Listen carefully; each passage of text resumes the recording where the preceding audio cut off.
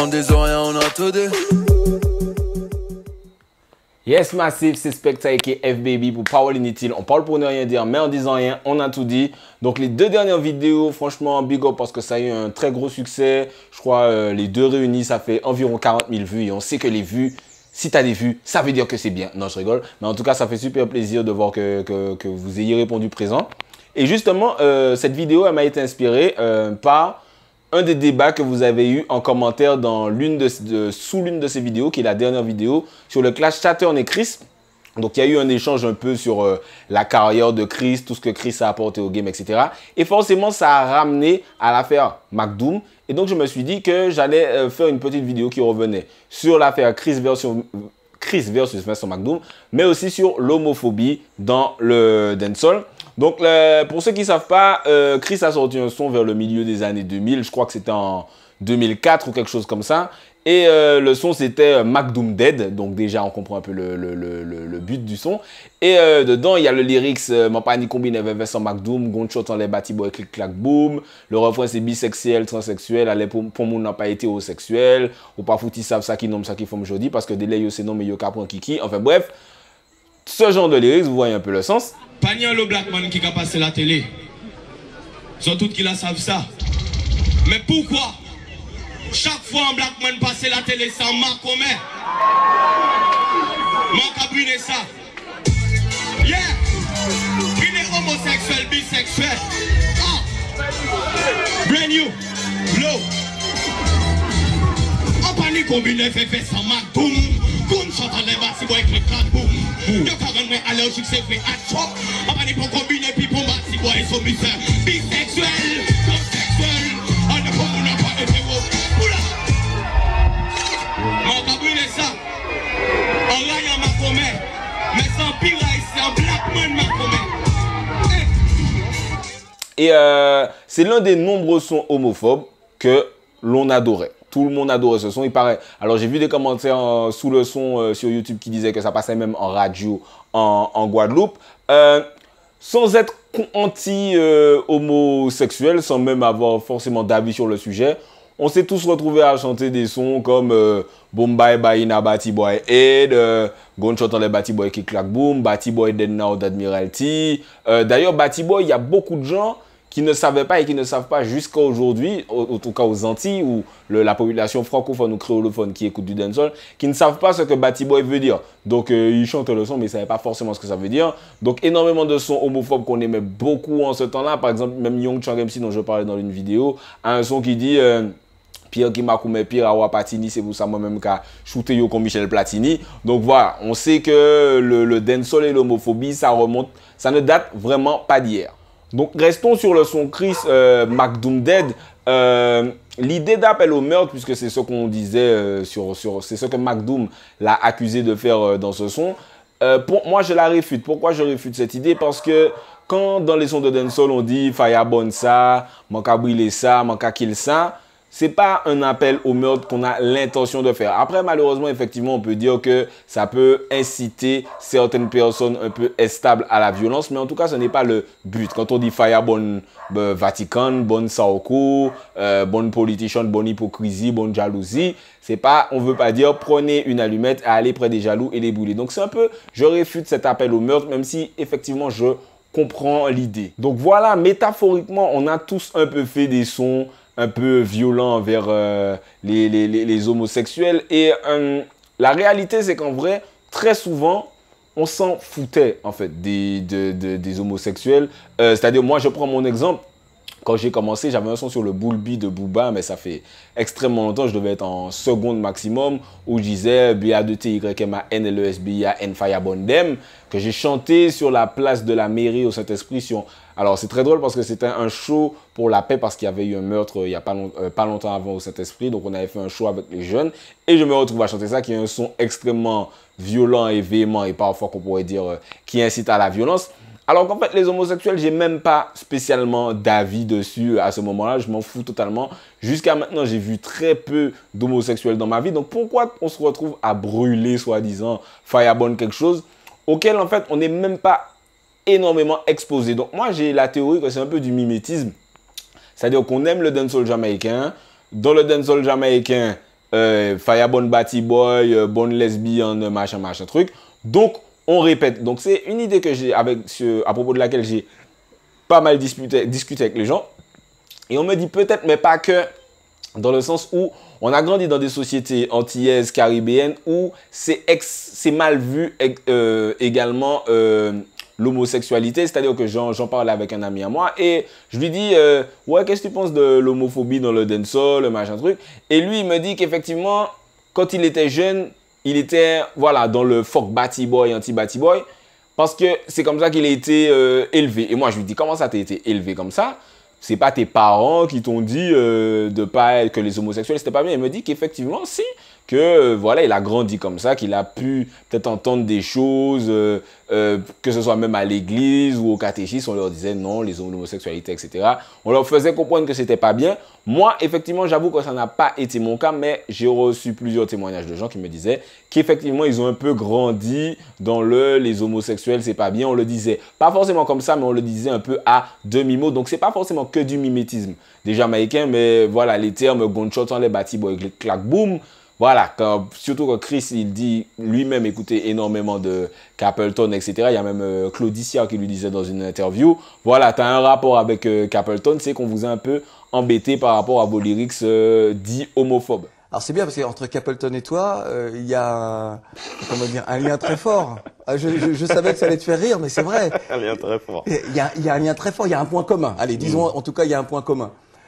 Puisque c'est vrai que lui avait été accusé d'homophobie parce que dans ses textes, donc, il comme ça jetait l'opprobre sur les homosexuels. C'est vrai que toi aujourd'hui, tu as été attaqué. Il y a eu une altercation sur un plateau de télévision avec Vincent McDoom.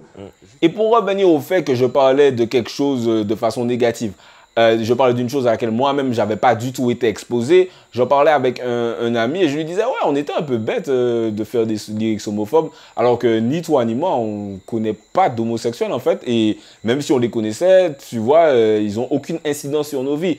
Et il me disait lui il a un peu grandi dans la même logique dont je parlais à l'instant par rapport à l'éducation, etc. Et il me disait non mais frère, la tolérance c'est le premier pas vers la faisance. Et moi, donc voilà, c'est grave, mais c'est un peu drôle la façon dont il me l'a dit. Genre, non, la logique c'est « if you like them, you like them ». C'est-à-dire que si tu les aimes bien ou si tu les tolères, c'est que tu es comme eux. Et moi, je comprends pas forcément cette logique puisque tu peux tolérer quelque chose sans dire que toi-même tu l'es. Donc voilà, c'était un peu bête. C'est pour ça que je trouve qu'il y a beaucoup d'immaturité dans les lyrics homophobes ou dans le mimétisme de chanter du Batty Boy Dead, Gunshot Batty Boy. Et je pense que même Chris l'avait dit, il y avait un petit côté immature. En grandissant, tu te rends compte que voilà, c'est pas forcément ce que tu penses au fond de toi. Eh ben, qu'on se rassure, j'assume tout à fait ce que j'ai fait. Cependant, pour moi, c'est faire preuve de maturité aujourd'hui que de reconnaître que peut-être mes propos ont été durs, qu'ils pouvaient inciter à la violence. Et je pense qu'aujourd'hui, c'est de ma responsabilité de reconnaître que ce morceau pourrait avoir des conséquences graves par rapport aux gens, vis-à-vis du public qui m'écoute et qui prend à cœur ce que je dis. Donc même si ça a largement évolué, je trouve qu'on a tendance un peu à traiter les homosexuels aux Antilles, les Caribéens, de la même façon que les racistes du coup traitent les minorités, et c'est peut-être pour ça que ça me dérange un peu et que je me dis parfois on est un peu bête, un peu immature, un peu surtout on n'a pas, mais heureusement ça a évolué et je me dis que voilà l'intolérance dans tous les cas de toute façon ce sera jamais un truc positif. Donc pour revenir à l'embuscade de McDoom sur Chris chez Koé, donc voilà, McDoom arrive après que Chris ait fait un petit show de son son dangereuse, un son totalement inoffensif. Il savait pas que McDoom serait là. Il vient faire sa promo d'après lui. Il est tout content. Son son est numéro 3 dans le top 3 de Fun Radio ou dans le top 5. Il est super content. Et là, il y a McDoom qui arrive avec la traduction des lyrics de McDoom Dead. Et on sait tous que les lyrics de dancehall ou de rap, quand tu les traduis et que tu les écris sur papier, que tu les lis à haute voix sans instru, souvent, tu as l'air très très con. Tu peux être l'un des meilleurs lyricistes quand on te lit certaines phrases, tu te dis oh putain, j'ai vraiment écrit ça. Parce que voilà, ça paraît con. Dans la chanson, tu dis brûler tous les homosexuels, les transsexuels, les travestis et les bisexuels. Tu dis c'est une mission qui vous est investie. Et vous avez dit yeah man, Chris derrière le micro. Et tu as dit mais la chose c'est si tu avais fait si tu veux, allusion, mais tu as complètement utilisé mon nom. Vous avez dit, dans la chanson, j'ai pas de combine avec Vincent McDoom, coup de fusil, clic-clac, boum. Et Chris, il essaie un peu de calmer la situation. Il explique que voilà, c'était pas forcément une question d'homophobie. Bon, il va forcément dire ça parce qu'il va pas dire oui, je suis homophobe, bref. Donc, il dit que c'était plus une question de représentation, qu'au moment où McDoom passe à la télé, dans la ferme célébrité, il est l'un des seuls noirs à la télévision nationale, qu'il est homosexuel et qu'en plus il porte des robes et que ses cheveux, etc. Il faut se rappeler que ça fait 10 ans, donc c'était encore plus de 10 ans maintenant, donc c'était pas encore autant démocratisé que maintenant, il y avait beaucoup moins de tolérance à ce moment-là. Donc Chris, il dit que c'est plus ça qu'il dénonçait que l'homophobie. Et il finit par prononcer les mots. Donc voilà, il dit que, avant tout, il dit que c'est une question de représentation. Donc comme on dit, il y a le noir de service, le noir drôle, le noir qui meurt très tôt dans les films. Et donc le noir homosexuel, ça dérangeait Chris dans les médias. Et donc après avoir essayé d'expliquer, il finit par dire à Vincent McDoom, il prononce cette phrase: si mes mots ont pu te blesser, je m'en excuse. Donc ce mot, effectivement, est mal vu. Dès que c'est je m'excuse de machin, on est déjà en mode il s'est excusé, il s'est mis à genoux devant McDoom, etc. Parce que les excuses, humainement, c'est toujours mal vu. Prends un exemple, dans un couple, c'est quand la dernière fois que ta copine t'a dit « j'ai eu tort, je m'excuse ». Ce n'est jamais arrivé. Non, je rigole. Mais c'est très, très rare que ça arrive. Donc, imaginez Chris, qui est censé nous représenter, nous, donc communauté caribéenne antillaise, qui à ce moment-là est anti-Batty Boy. Il arrive et il s'excuse face à Vincent McDoom, qui est du coup le porte-drapeau de ça. Beaucoup de gens l'ont très mal pris. Jusqu'à maintenant, on dit « ah ouais, Chris m'a parlé, il s'est excusé quand il est devant McDoom ». Jusqu'à maintenant, 10 ans après, plus de 10 ans après, on est toujours sur ça. Moi, j'avoue que ce n'est pas quelque chose qui m'a dérangé. Peut-être que sur le moment, ça m'a dérangé, mais je crois même pas. Même quand j'étais au lycée, je me suis dit, tu es face à un gars qui t'a rien fait personnellement. McDoom n'a rien fait à Chris personnellement. Il ne l'a pas insulté, il n'a pas tapé sa famille, il n'a rien fait à Chris. Et tu as dit, gunshot en les Batty Boy, clic, clac, boum, mon panique combiné avec Vincent McDoom, et tu as appelé ton son McDoom Dead. Tu es face à face avec le gars, comme on disait vulgairement, dans la télé du blanc. Tu es signé chez Universal, tu as l'instinct de préservation qui prend le dessus. Tu te rends compte, c'est bête en fait. Effectivement, c'est bête ce que j'ai dit. Le son avait déjà 3 ans, Chris avait le temps d'avoir du succès, de grandir, d'avoir plus de mûrir dans sa tête. Donc il dit, si même on peut te blesser, je m'en excuse. Moi, sincèrement, j'ai jamais trouvé ça dérangeant. Il faut savoir s'excuser quand c'est bête. Tu vois, McDoom, on a beau trouver ce qu'on veut, le trouver ridicule, on a beau être homophobe, ce que vous voulez. Le gars, il t'a rien fait à toi personnellement. Tu as dit gunshot en les Batty Boy, Vincent McDoom Dead. Tu es face à face avec lui, tu lui dis, si je t'ai blessé, je m'en excuse. Pour moi, c'est humain, pour moi, c'est même mature de faire ça. Et c'est un peu le même point de vue que Chris a, mais que personne. Alors franchement, très très rares sont les gens qui disent, effectivement, je suis assez d'accord avec le comportement de Chris. J'ai très rarement vu ça dans des commentaires sur Internet, en tout cas.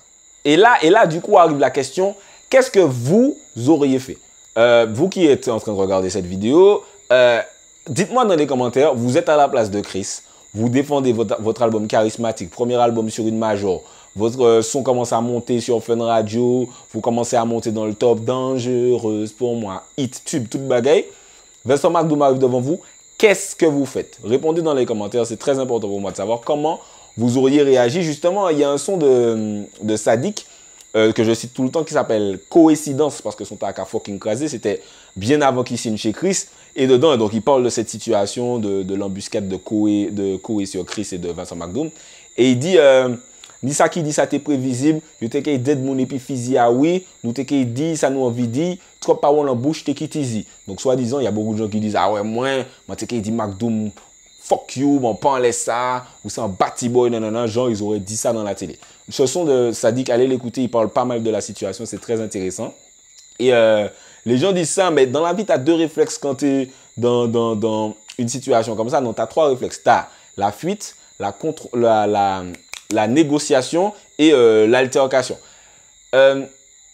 Chris aurait pu fuir. Il aurait pu dire, moi, je refuse de prendre part à ce débat, se lever et partir. Mais ça aurait été vu comme une fuite et comme une confirmation des insultes. Oui, tu es homophobe, donc tu fuis. Je ne sais pas si ça aurait été une bonne idée. Donc, tu as aussi la confrontation où il aurait pu se dire fuck you McDoom, ou c'est un Batty Boy et c'est bien ça, fuck les Makoumé, non. Il aurait ça, tu peux pas, il aurait fait ça en tout cas, il aurait perdu énormément de points, on lui aurait rendu son contrat, homophobie, boycotté de partout, même peut-être même aux Antilles on l'aurait boycotté parce qu'on fait genre, mais si tu dis Makoumé sur un plateau en public, les médias même des Antilles, ils vont pas te dire big up Chris, hein, on va pas se mentir. Donc il a choisi la négociation. Je t'explique qu'effectivement c'était plus un problème de représentation. Effectivement, mes mots ont pu te blesser. Je m'excuse si mes mots ont été un peu agressifs, car effectivement, il était gunshot, Makoumé, dead, etc. Moi, je trouve que ça a été une réaction assez logique.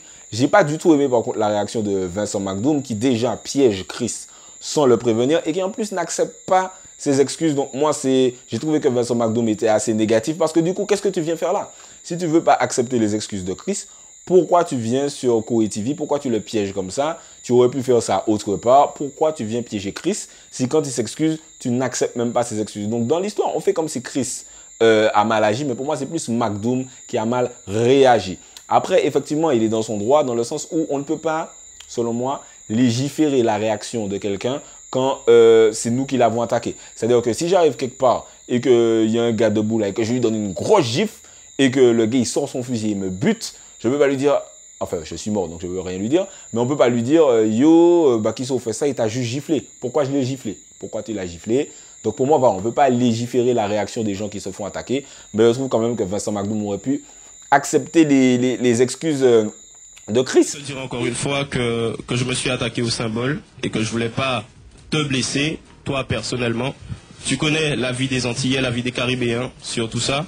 Et si j'ai pu te blesser au-delà du message que je voulais faire passer, je m'en excuse. Je suis... On n'enlèvera pas les paroles, mais au moins ça y est. Non, mais le chose qui est drôle... On termine parce qu'on a un truc important. Par rapport les Antilles, tu vois...